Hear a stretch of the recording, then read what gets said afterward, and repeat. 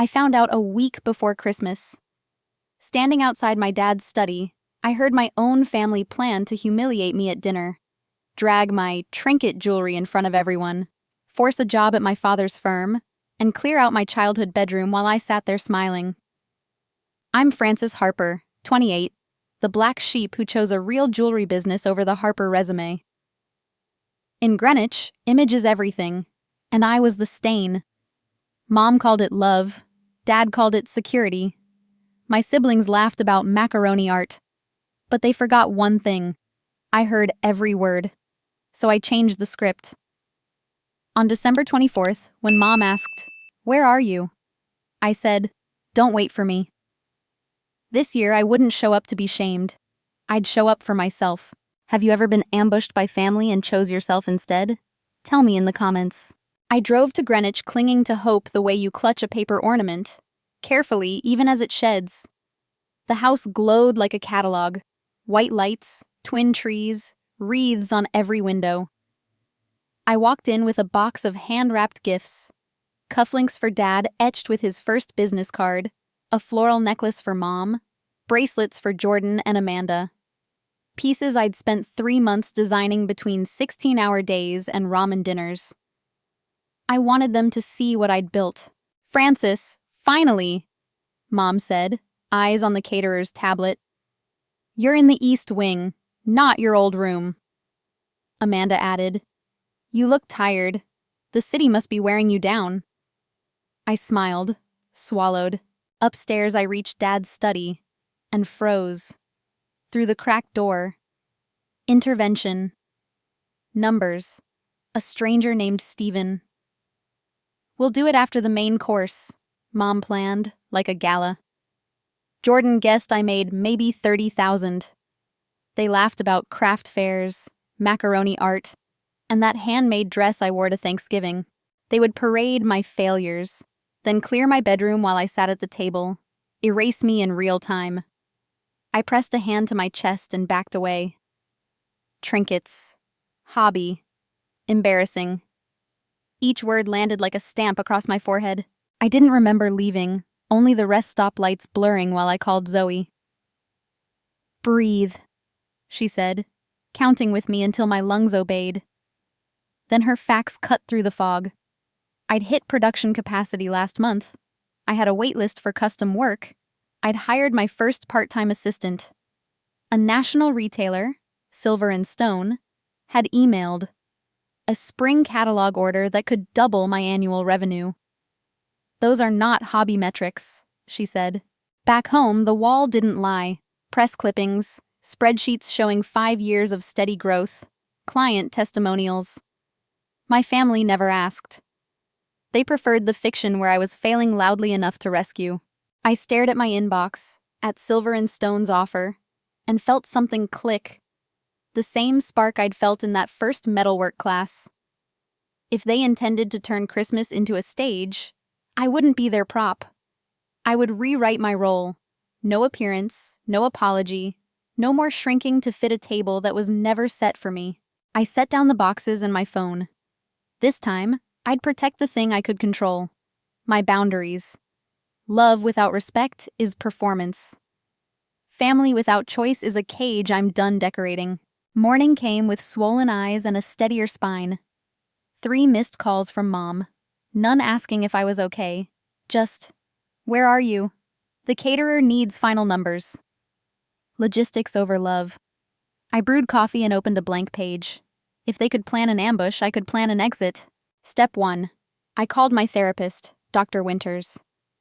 "What you overheard is emotional abuse," she said gently.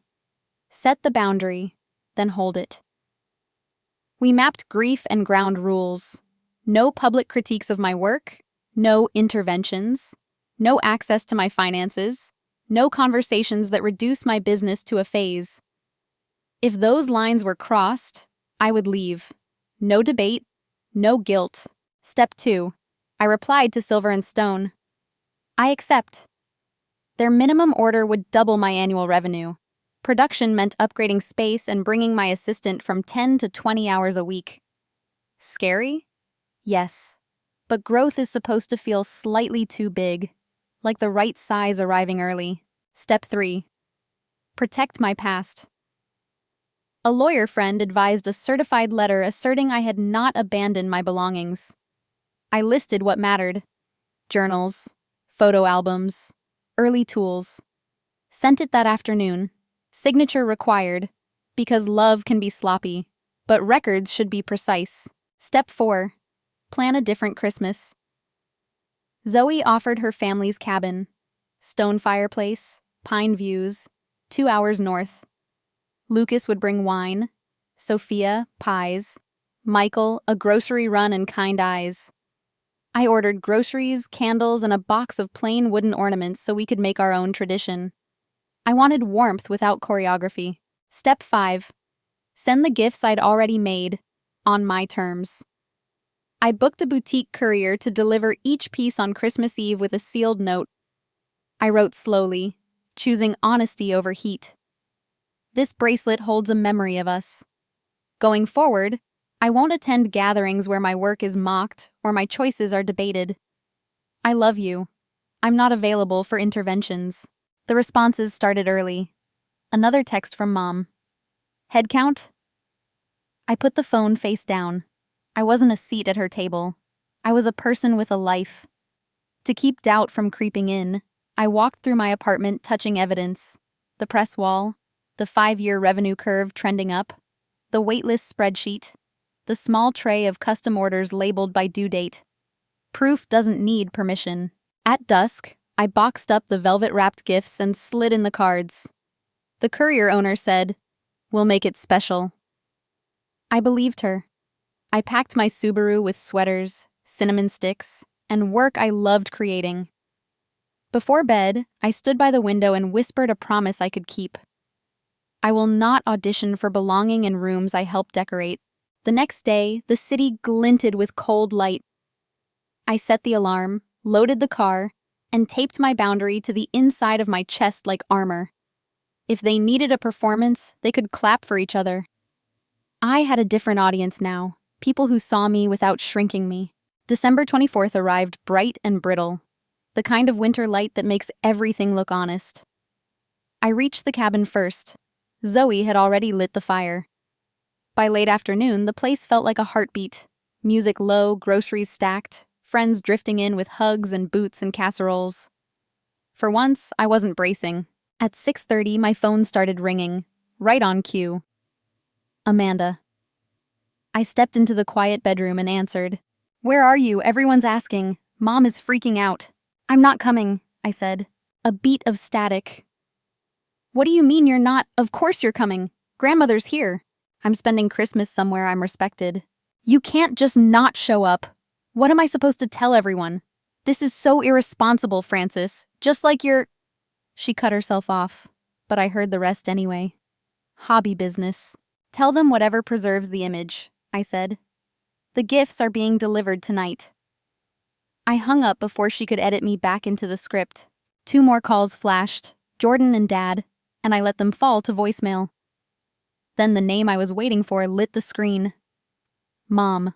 "Frances Elizabeth Harper," she said, crisp as a place setting. "Where are you? The caterer has prepared for an exact head count. I'm celebrating elsewhere. The family is waiting. Your grandmother flew in from London. This behavior is unacceptable." More unacceptable than planning to humiliate your daughter at dinner?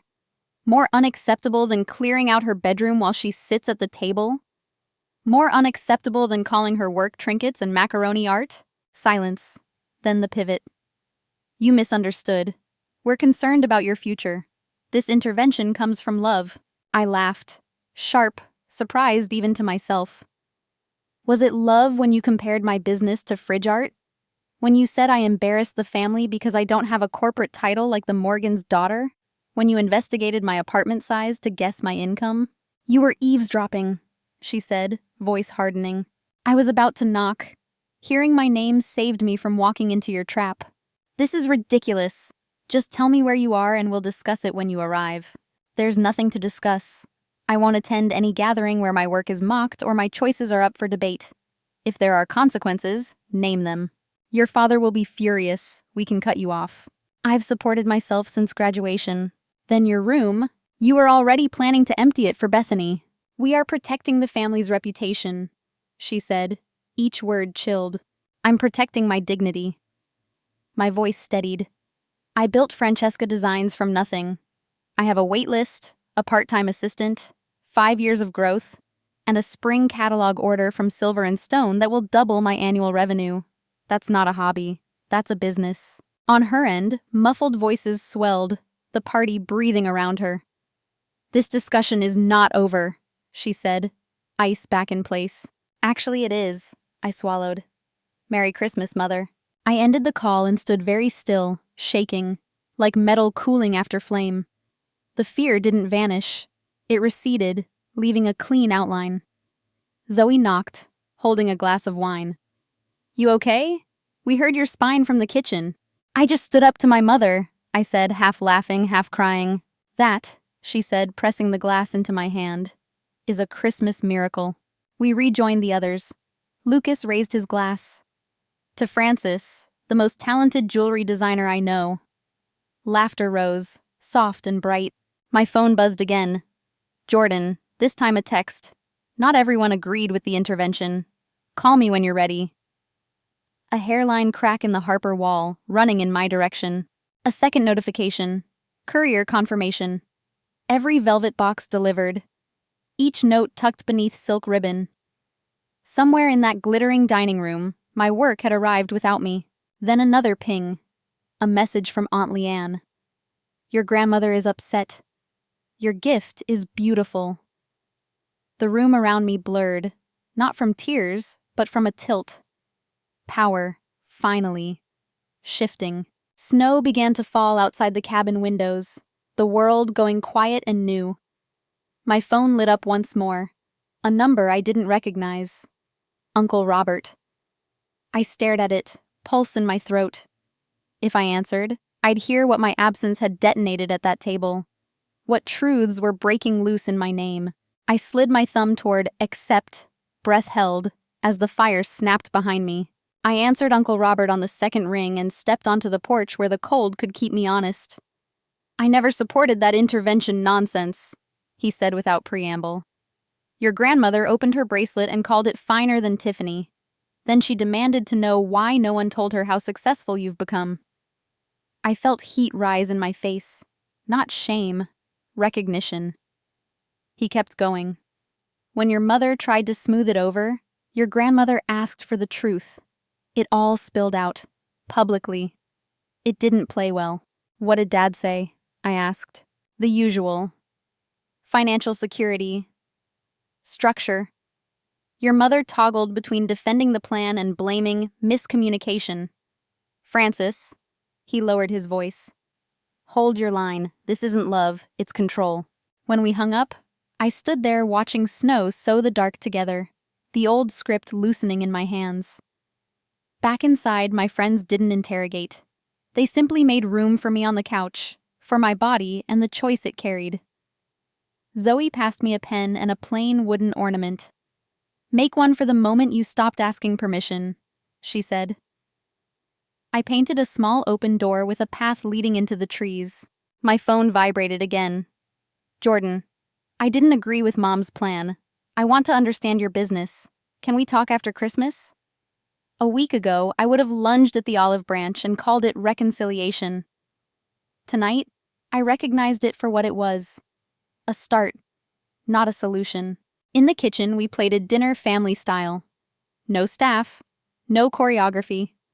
Conversation meandered.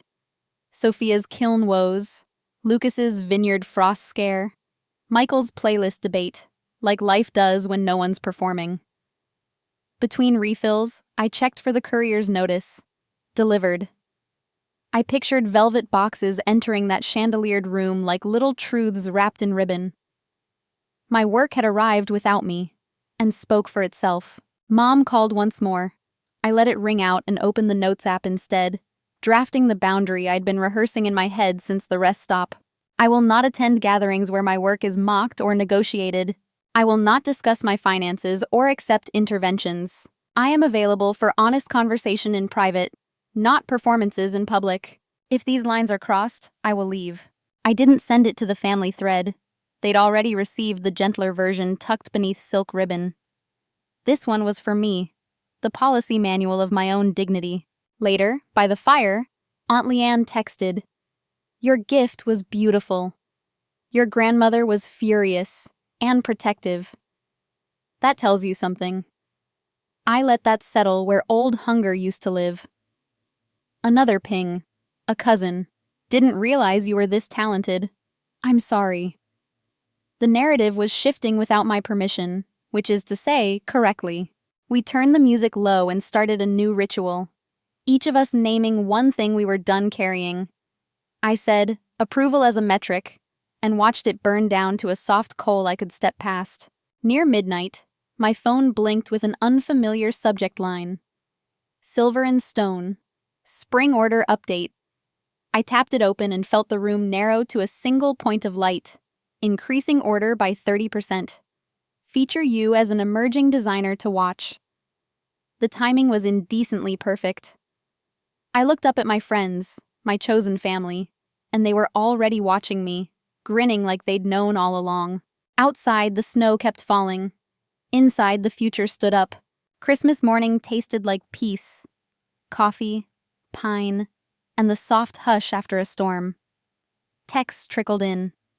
An apology from a cousin, a proud note from Aunt Leanne, a message that my grandmother had called my bracelet finer than Tiffany, and wanted answers.